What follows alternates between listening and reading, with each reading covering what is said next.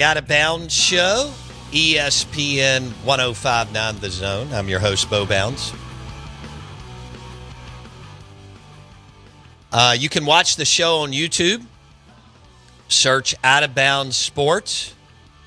You can stream the show on the Out of Bounds radio app and thezone1059.com.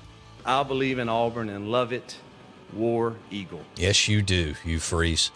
Show is brought to you by Sound and Communications. If you need a video wall for your school or business, hospital, lobby, conference room, that's all powered by soundcomav.com. They are the leader in video walls, Sound and Communications. Mike Detillier, WWL Radio TV New Orleans. Mike D joins us on the Farm Bureau Insurance Guest Line. Mike D, what was your initial reaction when you saw that Penn State fired James Franklin on Sunday morning? It was, let's say, a little bit of a surprise, but it was not a shocker to me. Knowing the former couple of them, Penn State players, they weren't happy with Franklin, even to start the season.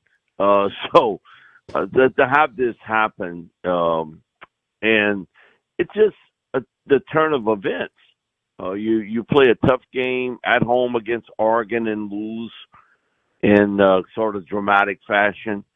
But, okay, you can't lose back-to-back games to teams that you 20 points or more favored over. And one of them being at home against Northwestern. So you really didn't have a lot of choice here at this point. He looked as though he had really lost control of this football team. And I think they figured it out, you know what, enough's enough. And they made that move. I do think, Bo, behind the scenes, when everything's going to get said, I think there are some major money donors behind all this who didn't want Franklin there, felt as though he was one of these coaches that would throw everybody under the bus but himself when they would lose a game. And they just wanted to change. And it is something you're going to see now more and more across college football landscape. People who have deep pockets and have some influence having a major say on if a coach stays or goes. It is almost a little bit like the NFL to a certain extent, with an owner saying, I've got enough and I'm going to move on. I don't care what the buyout is for a coach. And you see it now in front of your very eyes. We saw it a few years back with Jimbo Fisher, and now we're seeing the exact same sort of scenario of events happen to James Franklin. It's part of the money whirl of college football and college athletics, and it won't stop. Mike Detillier on the Out of Bounds Show. All right, Mike, you hear names: Urban Meyer, Kurt Cignetti, Dan Mullen, Eli Drinkwitz. The list goes on and on. Who you buying is maybe the top 2 to 3 guys for Penn State? You know, Kurt Cignetti is a Pennsylvania guy, grew up in Pittsburgh, knows the area really well, great success. That would be the first phone call for me. And have him tell me no. Have him tell me I don't want the job. But there's no doubt Cignetti's going to get that phone call and at least a reach out to see how much interest you have. The other guy's Matt Rule, now at Nebraska. Another Pennsylvania guy, former player. And the connection there certainly being the athletic director when he was at Temple is the same athletic director that's at Penn State today. So those two guys know one another very well. I think it's going to be one of those two guys, either Kurt Cignetti or Matt Rule, who's now at Nebraska. And certainly Rule is the guy that I would keep a close eye on because of his prior relationship with the athletic director when they were both at Temple. So I think Cignetti or Rule will be the new head coach at Penn State. All right. So, I mean, Matt Rule is now looks like he's turning it at Nebraska. They're 5-1, 2-1 this year. He did a good job at Temple, a good job at Baylor. I give him a pass somewhat on Carolina, as you know. He wasn't ready. He Yeah. wasn't ready to be a pro coach. He found out it's a different world. Yeah. Pro football. There are a lot of guys that coached in the college ranks, and they try in the pros today, and it doesn't work. So he's one of a long list. But I think he did a great job at Temple to win there. And for what he inherited at Baylor, that was a tough spot. And he ended up winning pretty well there. I don't think he realized what he was walking into at Nebraska. I agree. That was a lot tougher build than I think he believed it was going to be. Growing up, Nebraska was a kingpin school. Bob Devaney did it, so well in the 60s and early 70s. And then Tom Osborne had great success with the program, certainly 70s and into the 80s and into the early 90s. But it's not been the same. And they had been a national recruit team. Many of those players, they were reaching out. And I know Louisiana, they came get a number of players here from the state to go to Nebraska. Same thing going out into California, but the college football landscape had changed. And I think Matt realized that, and it's taken him a lot longer to rebuild that team than I think he believed he could. Man, at Penn State is different. You got a lot of people in the state of Pennsylvania. It is football country. You can recruit all around you into the New Jersey, New York, Connecticut area, and then even go a little bit, say west into Ohio and Michigan, and they got players. And, it is a prestigious school. And so, again, I think the recruiting part won't be the problem there. I do think getting along with the major boosters and a long list of former players who helped build that program is key at Penn State. And I think Kirk Cignetti and I think Matt Rule understand that very, very well. They hadn't really beat anybody this year. It's a pretty cream puff schedule for Nebraska. They lost to Michigan. They avoid Ohio State. They do play at Penn State late in the year. If he loses to the interim coach, I don't know if that'll impact it or not. Matt Rule doesn't do a lot for me. I think he's a good coach, but I don't know if you move off James Franklin for him. But I get where Mike D's going with Kurt Cignetti and Matt Rule. We'll see if Mullen or Drinkwitz or Beamer or others can get or want to get in the mix. He is Mike Detillier on the Out of Bounds show. Mike, I don't think Hugh Freeze is going to make it at Auburn. Do you? No, I don't. Again, I think, you get back to people who have tremendous control here and saying, well, why is other programs turning around so quickly and you haven't? Bam. You haven't got this program turned around. And so, it's going to be really, really tough for Hugh Freeze at Auburn. Really is. And their deal is, okay, we spent money. We gave you money for new facilities, for NIL. Where's the results? Where's the results with this? Playing close, okay, that's great. It's not winning.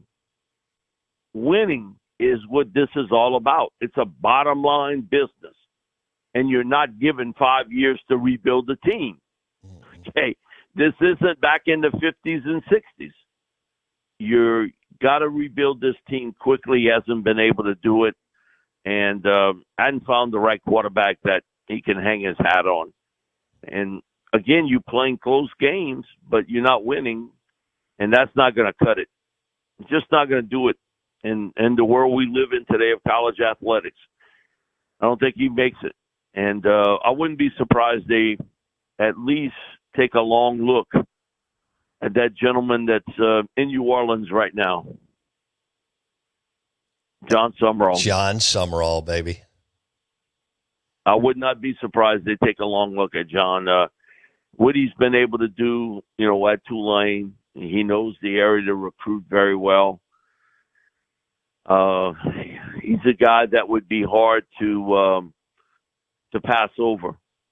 And I think North Carolina made a huge mistake. Because I think had Belichick not thrown his hat in the ring at a certain moment, John would be coaching at North Carolina today. Yeah.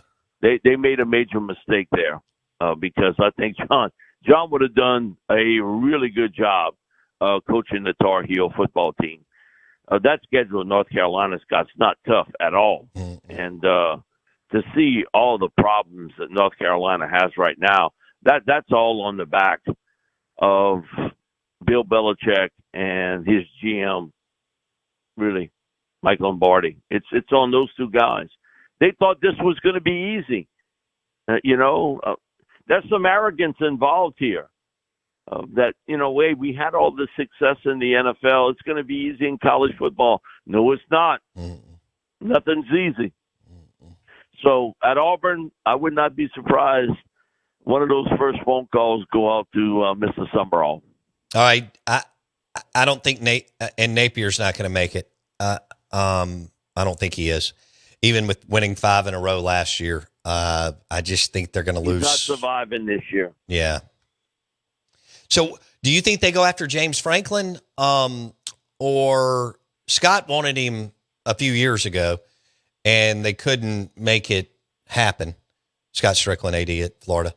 Do you think they go after James Franklin, or do you think they look, Beamer, Drinkwitz, Kiffin, Brent Key? Where do you think they go, Mike D? That's a highly coveted job, and you in an area where, man, you got talent surrounding you. Yeah, and they got deep pockets there at Florida to go after who they wanted to go after. Man, it's a make or break for Strickland. You named off we a ain't couple. Going nowhere. What's that? Sorry, I hit a button. Go ahead, Mike D. Oh, okay. I think Franklin would certainly be in the mix there. I think he would certainly be in the mix for the Florida job. Yeah. Not sure he would be on top of the list, but I think he would certainly be in that top 3 of guys that they would go after. But they got to make a major splash here. They have to make a major splash with this hire. And certainly they've got the money, facilities to do it. Yeah. And to really go after someone. Here's the bad thing with that, man, and the way recruiting is done today, in this early signing period, whoever takes that job has got a really short time to get kind of everything settled in year one, because you have that early signing period in December, and now what looks to be that would be just that one-time transfer, period. You better get everything straightened out and fast, and have a plan to make this work. For wherever you go in to coach, it's a little bit more difficult taking over a school like that in early December today than it was 5 years ago, where you had a little bit of time to recruit high school athletes. And then, as we've seen this occur, the transfer portal situation, it's a quick turnaround. You better have a plan and better have one quick for year one. And also, too, you're going to lose a lot of people. We've seen it. We saw it here when Coach O left. They were down to around 40 players. Same thing with Lincoln Riley at USC. A lot of those guys, man, I don't have a connection in this, coach. I'm out of here. And they leave. So it's a major rebuild wherever you're at. Mike Detillier, WWL Radio TV New Orleans. He joins us on 105.9 The Zone, ESPN, driven by your next GMC Sierra truck at Fowler GMC, Pearl Brandon. All right, Mike, let's go to LSU Vanderbilt. Vanderbilt's the favorite. They're laying 2.5. It's an early morning game in Nashville. And so LSU is, I think they're a nice team. You know, they're far from like really good or scary or dominant or elite. And Vandy's got a nice team. Diego can mess with you, though, being mobile and so on. I think LSU could have their hands full on Saturday, Mike D. How do you see it? I believe they will. LSU has not been a good early morning team. When you play 11 o'clock, that has not been something they've done very well. They've tried all kind of different ways because this team is normally playing at, 6 o'clock or 6:30, 6:45, whatever. And they haven't played well in the morning, especially on the road. Last year against South Carolina, they almost sleptwalk for half the game against South Carolina. They were fortunate to come out of there with a W. So defensively, LSU's a good team, a good to very good team on defense. People say, well, look what Ole Miss did to them. Well, Ole Miss is going to move the football on people. They're going to get points, and they're going to get yards. Their defense didn't lose them the game against Ole Miss. Their offense was El Stinko. And we talked about this in the preseason, and it has continually followed this team. Their inability to run the football. They are not a physical team up front. They ran the football a little bit better against South Carolina. I say a little bit better, but it's not like all of a sudden this team is going to be a really good running football team. And then the turnovers now. They fumble in the end zone against South Carolina. Nussmeier has a bad pick. Didn't see the defensive back and throws an interception. So now you got turnovers. No, this is going to be a really tight game here. It's not like playing them last year in Tiger Stadium. So I think this is a razor-close game between these two teams, and Diego gives you that ability to make plays on the move. Mm-hmm. And in saying that, I think the most improved area on the LSU football team is their secondary. Bringing in those two transfer safeties and then getting Mansour Delane from Virginia Tech. Man, he's a good-looking football player. And he's the best cornerback that's hit that field at LSU since Stingley. He's that good.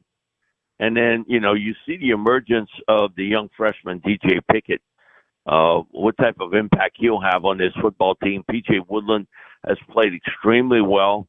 They've been able to get a really good pass rush. They got about 9 guys. They rotate up front. And still got Harold Perkins.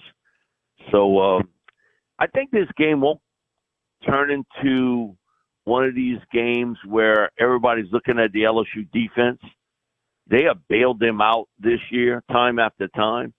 The big thing is, can LSU's offense get some consistency? At least run the ball a little bit and not turn the football over. And there is no doubt, even though I said this over a month ago in your program, I believed it then. I know it's true today. Garrett Nussmeier is playing with an injury in that upper body. At first, Brian Kelly denied it. Then he admitted he's playing with it. Then it's not too bad. Then it's, well, he's all better now. I mean, he's been all over the board with it. And, okay, that's fine. He don't have to admit it. You can see it in his play, how he throws the football. He's not the same guy he was a year ago when he was healthy. But Garrett's always going to be a bit of a gunslinger. He's got that trait in him. No matter what, it's always going to be there, a part of his game. Even if he's injured or not, he's going to take chances downfield. They have not been able to get the deep ball involved in their passing game this year. And, man, Chris Hilton He's been almost like in the witness protection agency all year long. And then Nussmeier hits him with a pass in a bad place. It hits him right in the hands and he drops it. Okay, you got to make those plays, Chris. You got to make them when they're there. And he wasn't able to do it against South Carolina. Their defense bailed them out against South Carolina. I think, again, this is another really close game for LSU. Vandy's defense doesn't scare you. I think they're a solid defense. But I don't know if LSU can take advantage of it because of their inability to run the ball. Yeah. Yeah, and Nuss not being healthy. I mean, can you imagine if LSU loses this? I've only got a couple of minutes, but Mike D, can you imagine if LSU loses this game Saturday? Whew. I think a lot of people here suspect that this is going to be close. But I'll tell you this way, it'll make my week of sports talk pretty interesting if it does happen. No, I think people expect that this is going to be a close game. Yeah. Maybe when the season started, Bo, that wasn't the case. But I think now, having watched this team, they know there's no secret formula that's going to get them better on offense. It is not the defense, which has been an Achilles heel for this team for the last 3 years.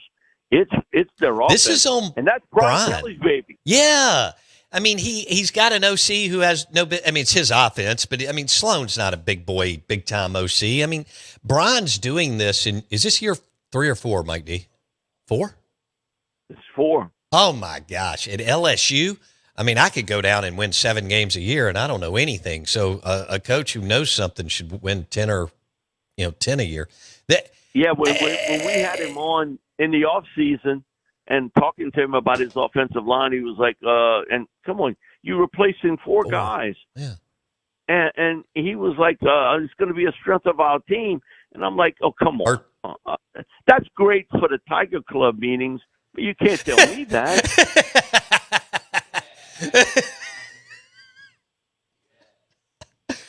Oh, man. Okay. All right. Mike Detillier is the best LSU Saints insider on the show. Mike D, appreciate it. Have a great week, my man. Thanks a lot. Appreciate it, Bo. At Mike Detillier on Twitter, WWL Radio TV New Orleans. Mike D joined us on the Farm Bureau Insurance guest line. Brought to you by the Gumbo and Shrimp and Oyster Po' Boys at Martin's in Livingston. Gumbo, shrimp and oyster po' boys, Martin's in Livingston. And ice cold Bud Light on tap. We're live in the Bank Plus studio. Out of bounds, 105.9 The Zone ESPN. The text line, 601-885-3776, powered by Pearl River Resort.